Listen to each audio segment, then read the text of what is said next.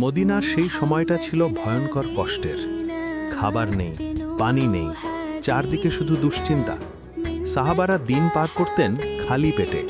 একদিন এক সাহাবী রাসূলুল্লাহ সাল্লাল্লাহু আলাইহি ওয়াসাল্লামের কাছে এসে বললেন, ইয়া রাসূলাল্লাহ, আমার ঘরে শুধু এক মুঠো আটা আছে, তাতেই আজ আমার পরিবার বাঁচবে না।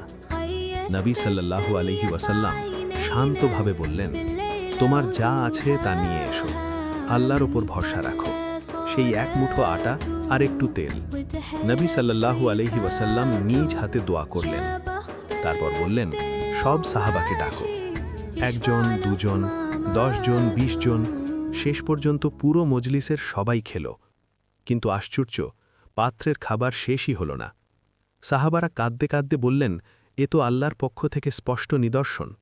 নবী সাল্লাল্লাহু আলাইহি ওয়াসাল্লাম বললেন, যে আল্লাহর উপর ভরসা করে, আল্লাহ তার জন্য এমন দরজা খুলে দেন যা সে কল্পনাও করতে পারে না। এই কাহিনী যদি তোমার ঈমান শক্ত করে, তাহলে ভিডিওটা শেয়ার করো। হয়তো তোমার মাধ্যমে কারো বিশ্বাস ফিরে আসবে।